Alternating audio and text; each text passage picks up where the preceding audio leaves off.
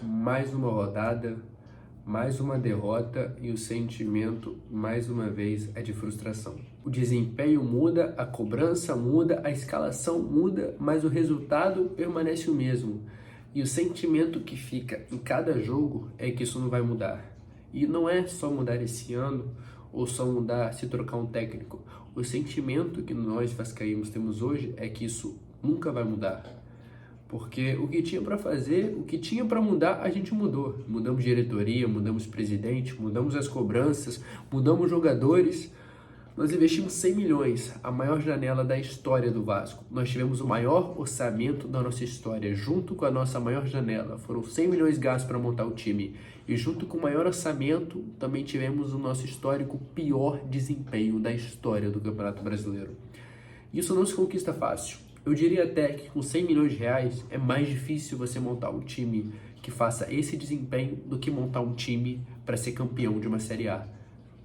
Então, eu quero parabenizar o senhor Paulo Brax, porque realmente isso não é uma coisa que qualquer um faça. E não só o senhor Paulo Brax, não é? Nós temos que ver quem realmente está comandando isso. O senhor Jorge Salgado passou o problema todo do Vasco para o CEO Luiz Melo. É ele que comanda da SAF para o departamento.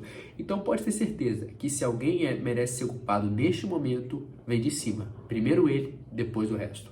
Não adianta só a gente pensar em mudar jogador, depois mudar treinador e depois mudar diretor sem pensar lá em cima. O erro começa lá em cima. Quem não subiu o Vasco, quem rebaixou o Vasco. É isso que nós temos que pensar. De onde tudo começou. Nós tivemos a chance de mudar a SAF. O Botafogo não mudou só a SAF, não mudou só a diretoria. Eles mudaram tudo. Eles tiveram um departamento de scout perfeito e gastaram menos que a gente e muito melhor. E hoje estão aí brigando por título. O Vasco gastou mais, mas gastou a mesma coisa. A impressão que dá é que simplesmente deram dinheiro para os incompetentes que nos faliram. É a mesma diretoria, é o mesmo pessoal, são os mesmos incompetentes, só que com dinheiro. Não adianta você ter dinheiro se não souber gastar.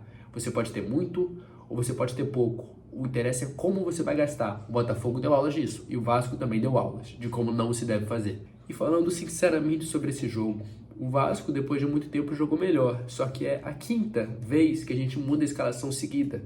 Não tem um parâmetro de jogo e eu nem culpo só o Barbieri, que ele merece sim ser culpado. Mas o que nós pensamos? O que dá pra ver nesse campo? Porque simplesmente não temos elenco, a gente não tem time titular, não tem nada. O time apagou no começo do jogo, porque é óbvio, acabou de mudar a escalação, não dá pra treinar o suficiente pra isso.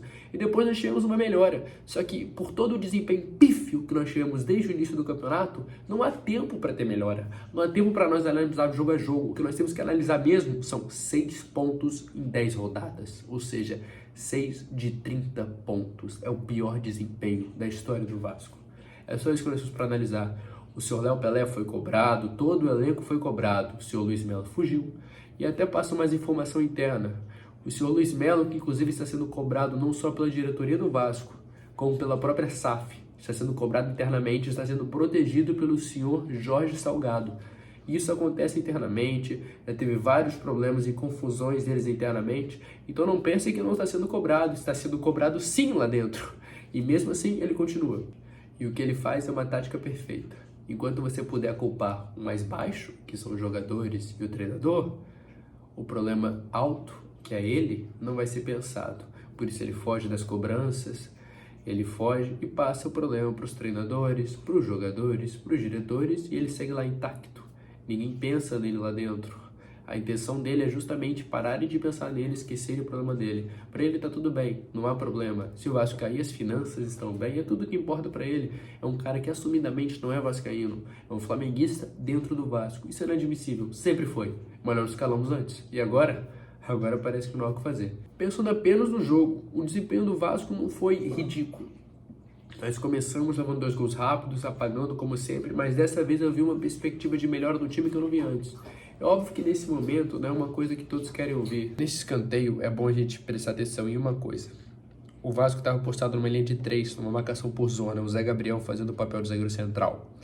Se vocês repararem, simplesmente não está treinado porque não teve tempo para treinar isso. O Zé Gabriel, na verdade, inclusive nem era relacionado e agora já é uma opção. É outra situação, não há coerência. E eu nem sei se a culpa é só do treinador, porque não tem como você ter coerência em um 11 titular do Vasco quando nós não temos 11 titulares do Vasco. Então, nós primeiro, para cobrarmos uma coerência no treinador, temos que ter uma coerência na contratação, porque não dá para nós cobrarmos 11 titulares absolutos se nós não temos 11 jogadores que são absolutos nesse time. Então, como nós não tínhamos uma marcação postada, o que aconteceu? O jogador chegou livre lá de trás e ninguém acompanhou, porque ninguém sabia o que fazer na hora de acompanhar. E o Vasco já perdeu o psicológico, já era um time com o psicológico abalado, era um time que você via que não conseguia jogar. E chegamos no momento que está aí a grata surpresa do jogo. O Vasco contratou o vice-artilheiro do Brasileiro no ano passado, um jogador jovem, com rodagem e que vinha para ser o nosso 9, para ser um cara decisivo, para realmente decidir. E decidiu. Decidiu a nossa eliminação na Copa do Brasil, decidiu muita coisa até agora. Infelizmente, não foi o gol. Então, mais uma vez, nós passamos o problema para a nossa base. A nossa base assumiu os erros que diretorias incompetentes tiveram durante todo esse tempo e podemos ter a chance, mais uma vez, de queimar jogadores da base. E, felizmente, não foi isso que aconteceu com o Ryan. O Ryan é um jogador que mostrou uma personalidade absurda, e não só personalidade, como talento. Não adianta só você ter personalidade e não ter talento, e não adianta você ter talento e não ter personalidade. No Ryan, nós conseguimos observar as duas situações. Então, mesmo na escuridão, dá para ver uma luz nesse Vasco. O Ryan é um jogador que nós temos que guardar muito bem, independente das atuações futuras que ele venha a ter. Nós temos que pensar no agora. Agora nós temos um jogador pronto para a Série A.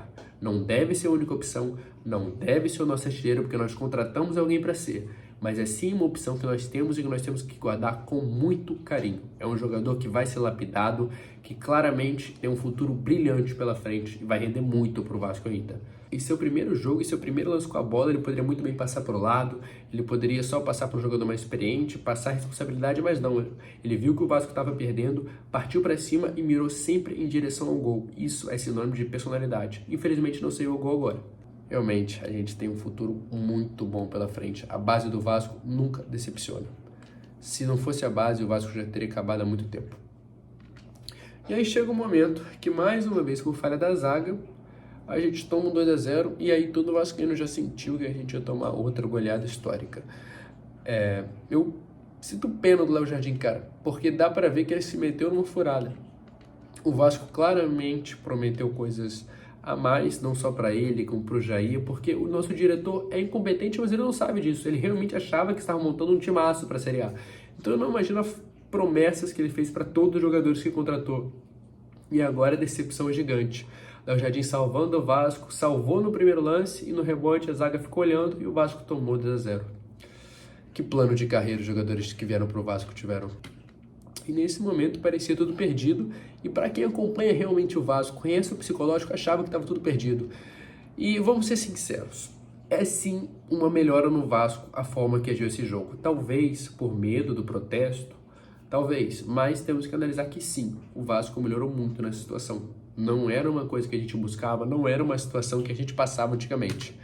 E o Vasco buscou ataque o resto do jogo inteiro. O Pumita, inclusive, jogou muito esse jogo, era um jogador que a gente estava precisando, e deve ser analisado esse gol do Ryan. Esse gol do Ryan, depois de uma ótima jogada do Pumita e uma boa assistência do Alex Teixeira, o Ryan não só fez o gol bem, ele primeiro fez um corta-luz para o Alex Teixeira e foi buscar logo depois. Foi uma jogada claramente trabalhada entre os dois já sabiam o que ia acontecer. E eu faço a pergunta para vocês, se fosse o Pedro Raul no lugar do Ryan neste lance, logo no começo, será que ele faria o corta-luz bem e depois voltaria rápido para fazer o gol? E se ele voltasse rápido, será que ele chutaria de primeira, de esquerda e faria o gol também? Lembrando que o Ryan tem 16 anos, é um jogador da nossa base, tem 16 anos. E ele fez isso, 16 anos. Eu peço para toda a torcida ter paciência com o Ryan, porque ele pode e provavelmente vai oscilar. Mas isso não vai ser culpa dele. A culpa é de quem montou esse time e deu essa responsabilidade para ele.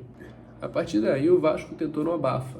Não é um time que tem um primor de táticas ou uma estratégia definida, mas só de ver que não bastou só de lançamentos para a área, já dá para ver uma evolução. A questão toda é se nós teremos tempo para essa evolução, porque não adianta a gente evoluir e não ganhar pontos. Não adianta. É melhor você não evoluir e ganhar pontos do que evoluir e não ganhar. E aqui mais um lance do Alex Teixeira.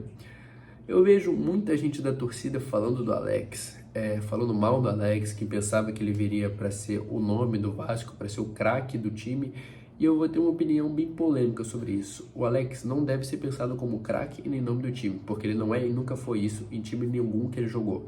Mas é um jogador sim muito bom para ser um time titular. O Alex tem um drible curto excelente, não é um jogador que perde a bola, é um jogador que sabe o que faz quando tá com a bola. É meio preguiçoso, mas é um jogador para jogar em times bons. Não é um jogador para jogar em time ruim, porque ele não decide. Ele até pode tentar decidir, pode tentar ter personalidade, mas isso não vem dele. Isso ele vai se forçar a fazer coisa que não é o forte dele. O Alex tem esse drible curto, é um jogador para dar assistência como ele deu hoje, é um jogador para jogar junto com os jogadores e não jogar sozinho. Por isso está afetando o futebol dele. Você percebe que sempre quando ele tem alguém para jogar perto, o futebol dele melhora, porque ele é esse tipo de jogador, ele é o tipo de jogador que joga pro time, que joga com o time. Isso está afetando ele. Eu realmente não acho que é o momento de criticar o Alex. É óbvio que todo jogador do Vasco deve ser criticado, mas eu acredito sim que ele é muito útil. Só falta ter um time para jogar com ele e não por ele. Tentamos imensamente, o Ryan teve algumas chances, teve mais alguns chutes, e dá para ver que não é só a questão do a bola não chega no Pedro Raul e por isso que ele não faz gol. Quando nós temos atacantes que buscam um gol a todo momento, eles mesmos criam a chance. Não adianta você ter 2 metros de altura e não ganhar uma bola aérea. Você pode ter o tamanho e força que tiver, você precisa se antecipar aos zagueiros. Isso é coisa que o Pedro Raul você nunca vai ver ele fazer. Porque ele não antecipa, ele não ganha uma jogada em bola aérea, ele não ganha nada. É um jogador realmente de 2 metros que não sabe aproveitar o corpo, nem sequer o pivô ele está acertando. E ainda por cima faz deboche com a própria torcida. Então, se tem uma decisão que eu respeito do Barbieri é ter a força de barrar o Pedro Raul, inclusive para colocar um moleque de 16 anos. É impressionante. É impressionante que o Vasco, além de ser um time com muita mediocridade, um time com uma responsabilidade imensa, ainda é um time extremamente azarado, parece que é amaldiçoado.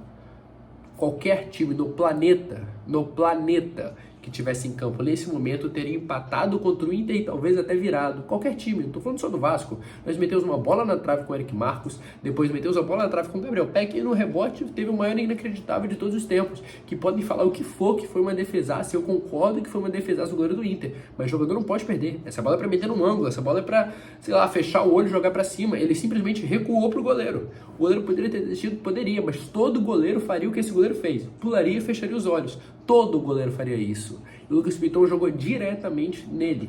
Essa bola ele veio pra cima, ele podia fazer o que for. Jogador profissional não pode errar este lance, não pode. Coisa que há que ser dita. Nós jogamos uma bola com o Eric Marcos na trave e outra com o Gabriel Peck. Porque o Eric Marcos e o Gabriel Peck não jogam juntos. Eu considero na ponta nossas 2 maiores armas. Gabriel Peck nos deu todos os pontos que nós conquistamos até agora em questão de ataque. E o último gol que eu me lembro que nos garantiu pontos, que eu me lembro até agora foi contra o Curitiba naquele empate, foi o gol do Eric Marcos. Então, sempre quando eles entram, eles melhoram o ataque. Por mim, a escalação hoje é com os 2 e com o Ryan no ataque. Não tem como fugir disso nesse momento, na minha visão. Fora isso, nós temos um Jair fora do próximo jogo, nosso único jogador que nós temos intimidade com a bola do meio para frente, e o Léo Jardim sozinho na zaga. Um jogador que nos dá pontos, mas que cansa. Nós já temos um goleiro. Toda a base de um time é um goleiro. A partir daí, não seria difícil formar o resto. Um goleiro garantindo, nós não precisaríamos fazer tanto na defesa, porque nós temos um goleiro que realmente garante atrás. Então o Vasco pecou muito no resto, pecou muito. Nós contratamos o zagueiro de São Paulo, que a melhor qualidade dele é saindo jogando, e não temos um jogador para fazer cobertura, porque o Capasso, apesar de ter um bom desarme, ele não é excelente, ele não é um primor em nada, ele é um jogador lento, que nós temos jogadores nas laterais também, que também são lentos. O Pumita, claramente, todos sabem que não é um primor na defesa, o forte dele também é o ataque, e o mesmo com o Lucas Piton, que inclusive o forte dele é o ataque, mas perdeu o gol mais inacreditável que nós vimos nos últimos tempos. A questão é, o Vasco melhorou? Melhorou, mas é tarde demais para nós analisarmos melhoras. Nós queremos pontos e nós perdemos de novo. Não 1, nem 2, perdemos 3, porque o Vasco agora não se pode dar o luxo de empatar fora de casa. Nem no Beira-Rio, nem no Maracanã, que é o nosso maior rival, nem na Arena Corinthians, no Allianz Parque, nós não temos mais esse luxo. O Vasco não tem mais luxo no campeonato, não tem pontos que nós podemos perder, não tem mais nada. O Vasco joga todos os jogos no desespero para vencer. Isso não é bom em qualquer situação. O Vasco nesse momento tem 6 pontos e disputou 30. Nessa média, nós teremos 23 pontos até o final do campeonato. E eu lhe faço a pergunta: tá tudo certo, Luiz Melo? Tem 30 dias para a janela ainda, nós não temos que pensar. Nesse momento o Vasco já devia estar certo com vários jogadores, e não pode ser jogadores para definir, como o Serginho vem, não é jogadores para agregar o elenco, nós temos que ter jogadores para decidir. Nós precisamos pelo menos de 5 titulares, e titulares absolutos. Precisamos de um meia, é absoluto, precisamos de um meia. Nós precisamos de alguém que crie. Não temos esse jogador. Não dá para viver de cruzamento na área o tempo inteiro. Não dá. O nosso centroavante não faz gol e ele é gigante. Então realmente não dá para viver só de cruzamento. Nós temos que ter jogadas trabalhadas. Não dá para pegar a bola no ponta e torcer para que o ponta faça tudo. Todo o nosso ponto que começa bem se queima, porque toda jogada não dá para o Gabriel Peck driblar todo mundo e fazer o gol, não dá para o Eric Marcos driblar todo mundo e fazer o gol, não dá. Os jogadores jogam afastados porque toda bola é contra-ataque, sozinhos, isolados. Nós só temos tática, não temos nada. O Vasco precisa de contratar, não é só demitir treinador, demitir diretor, o Vasco precisa contratar jogadores nesse momento. Tem que vir de cima. Nós não temos mais tempo. Ou ganha, temos agora a sequência com o Goiás e o Cuiabá. Ou ganha, ou já pensa na Série B do ano que vem. E é bom lembrar, teve um protesto essa semana no CT e o Léo Pelé pediu o último voto de confiança. Eles tiveram e não corresponderam. Perdemos novamente. Independente de como jogaram, nós precisamos de resultado e eles garantiram resultado. Não tiveram. As cobranças que vierem agora, infelizmente, são fruto do trabalho deles. E agora vão ter que aceitar. Nós não aguentamos mais sofrer, não aguentamos mais esperar. E o que vier agora, infelizmente, não é mais culpa nossa.